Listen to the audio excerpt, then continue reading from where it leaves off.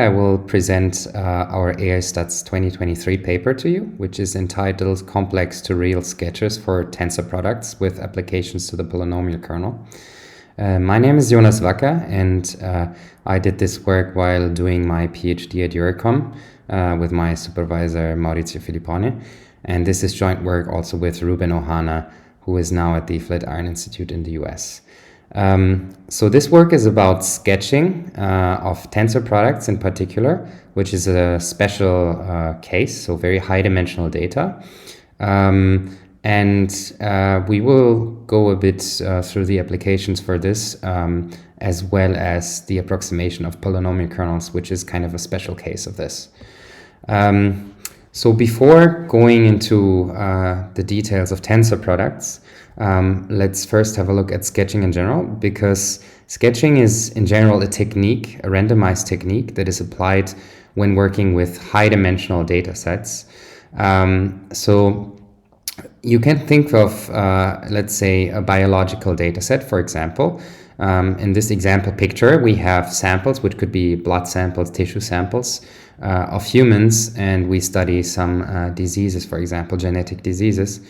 And then we have gene expressions for all of these samples. And since the human genome has a lot of genes, we get very high dimensional data, in this case, several thousand. But if we also model interactions, for example, this gets orders of magnitude larger.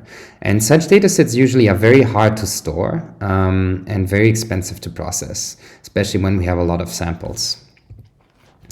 In such cases, what we can do is, instead of processing them directly, is to reduce their dimensionality in the first place. So for this, we can apply a dimensionality reduction method. I guess the most popular one, or the most well-known one, is PCA, for example. But the problem about PCA is that PCA is data dependent and it's expensive to compute. So what we focus on in this talk is linear sketching, which is a data agnostic method. That means the sketch can be computed on a single data point without any training data. And the projection matrix, which we call W in this case, is a linear projection matrix, is sampled randomly. So it's not determined by any data characteristics. And then we can just project every data point from our data set onto a lower dimensional representation, Wx, which we call phi of x in this case, where we use capital D for the lower dimension and lowercase d for the higher dimensional. Once we projected down the data, we can feed that new data into a downstream model with the hope that the computational costs reduce in that case, so that the downstream model gets calculated faster using the reduced representation. So how can we construct such a matrix W to carry out a linear projection? Actually, this is very easy and has been studied for a long time. So we first choose capital D, our projection dimension, and from 1 through capital D, we sample random vectors. And these random vectors, they can either be sampled from a Gaussian distribution, for example, or from a Rademacher distribution. And in this case, we get a lemma which is called the distributional Johnson-Lindenstrauss lemma. And this lemma guarantees that the norms of our inputs in the original feature space will be preserved after the projection up to a relative error epsilon at a certain probability. And so the error that we make a mistake has a probability of delta in this case. And in order to guarantee this statement, what we need is to choose capital D on the order of log 1 over delta times epsilon to the power of -2. And this lemma is actually known to be optimal. So when choosing the Gaussian distribution here or the Rademacher distribution here, we achieve this optimal theoretical guarantee. In general, what happens is that as we increase capital D, our approximation becomes better, but of course the computational cost increases. And we do not only preserve the norms of the input space, but also relative distances. So to see this, you can simply plug in x minus y instead of x into the statement below. You see that for a given x and y, you can preserve their distances up to a relative error of epsilon. And then you can, of course, extend this to a number of data points via a union-bound argument, or even a whole subspace, which I will not discuss right now. But the problem is that even when using linear random projections, it can be difficult to work with them in some cases. So when our input data, for example, S here, is extremely high dimensional that we don't even want to ever construct it in the first place, it's also hard to sketch from it. So this is really the topic of our paper. As an example, consider, for example, the stop sign, which is an image, and we process it via a convolutional neural network, get a 2000 dimensional output x1. We then process a text, which is a question relative to the image. What does the sign say? Using an LSTM or a transformer, get again a 2000 dimensional output x2. And instead of just concatenating them together or just adding them up, we may think of getting all their multiplicative interactions, and this is done by taking their outer product. In this case, the outer product, of course, has around 4 million elements, and whatever weight layer comes after this outer product then has a lot of rows, around 4 million rows, and so this makes it very difficult to store our weight layers and also to process this kind of data. So even in this case, sketching from 4 million elements is quite costly, and there is a trick that we can apply that we will see in a second. But before that, let's look at another case where this is very relevant. So a special case of tensor products are actually feature maps of the polynomial kernel. So instead of choosing two different input vectors x1 and x2, as we've just seen, what we can do otherwise is we just take one input vector x, as we call it here, and take a p times outer product or tensor product of that vector with itself. What that does, it gives us the multiplicative interaction of the vector with itself, and these correspond to the feature map of the polynomial kernel. And although we can compute it explicitly, it is d to the power of p dimensional, so that blows up very quickly. So also here, this is very difficult to work with. Of course, one could say that we work with kernel evaluations directly instead. But these have a quadratic scaling, of course, with respect to the number of data points, and working with big data, this can be a problem once again. Well, why do we still care about polynomial kernels or these tensor products? Actually, even these days, they still have a lot of very interesting applications. They're used in computer vision for fine-grained image recognition. They're used a lot in recommender system because we model multiplicative interactions, where they're also relevant in genomic data analysis, for example. And something that is also not to neglect is that we can approximate other dot product kernels using, for example, a Taylor series expansion of polynomial kernels.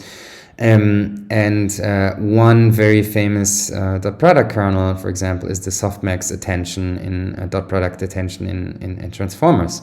So approximating these kind of mechanisms is actually very interesting to speed up such applications. So what is the trick now? How can we sketch such tensor products or feature maps of the polynomial kernel without ever constructing this high-dimensional feature representation in the first place? And this is actually a very simple extension from the Johnson-Lindenstrauss sketches that we've just seen. All we need to do is that instead of taking one random matrix to down project our input, we take p such random matrices, do p such random projections, take the element-wise product of the results, and then we call this result phi of x. Now, this is our random sketch. And to see that this is a random sketch from this implicit high-dimensional feature space, so from this tensor product space, all we need to do is we just look at the nth element of the sketch, and we expand and refactor the expression. And what we'll see is then that where we just compute the inner product of the p-fold self-tensoring of x, and now a p-fold tensoring of well, P such random weight vectors that are independent, and so this is implicitly actually a random projection from this high-dimensional space. The nice thing is that computing this is quite cheap, because we just need to compute P random projections, multiply them element-wise together. So this is much cheaper than computing the original feature space, which would cost d to the power of P times capital D. But as is usually the case in computer science, whenever we have a computational efficiency gain, then this comes at the cost of something else. And this something else in this case is the statistical efficiency. So now we have a new dependence in the number of required samples of our weight matrices. So number of rows, D, which is the term 3 to the power of P that I've shown in red. This term was not there before when we did linear sketching. It just came because of our novel construction. And we need this term now to achieve the same guarantee as before. And of course, this is bad, because as P increases, then we require more and more rows for our weight matrices, and so we're less efficient, or we need more computational resources to achieve the same efficiency. And this is really where our paper comes in, because what we did is that we modified the sketch that I've just shown to you, actually, by using complex instead of real samples. So either using the complex normal distribution or the complex Rademacher distribution for the elements of W, and just substitute that into the previous construction. What we then get, of course, is a complex valued projection, a complex valued output. So finally, in the end, we just take the real and imaginary parts and stack them together to give the final, as we call it, complex to real sketch. Since, of course, now this would have twice the dimension, we start with half the dimensions, so D over 2 initially, and then concatenate the results to get, again, D elements. And the nice thing is that now we improve the scaling from 3 to the power of P to 2 to the power of P, so we have a better scaling with respect to P. And the reason that this happens is actually because the higher order moments are smaller for the complex projections than for the real ones. If you want to know more about that, please, I refer you to our paper. We've also developed a structured extension of our work so that we can also compute extremely fast projections, which is an extension of the subsampled randomized Hadamard transform that uses Hadamard matrices. It's also studied its variances, and we still achieve improvements in practice when using complex to real sketches also here, where we just substitute the elements on the diagonal matrix, the random Rademacher entries, by the complex equivalents. So this runs very fast and also has some statistical improvements, which we show in our paper in terms of the variances. So when comparing against the state of the art, which is tensor sketch or spherical random features, we see that here's an example for MNIST. We see that we are on par or better when using CTR product SRHT. And what we also see is that there's always a relative improvement when using complex to real instead of the real valued analogs of the methods we've looked at. In general, the improvement gets larger for P equals 7 than for P equals 3. Then also in terms of test error, the improvement becomes noticeable. Before, it doesn't become noticeable so much. It can only be seen in terms of kernel errors. But yeah, if we use P equals 7 and a Gaussian sketch, for example, and D equals 2 to the power of 9, we get around 5% test error improvement only because we use complex projections instead of real valued ones.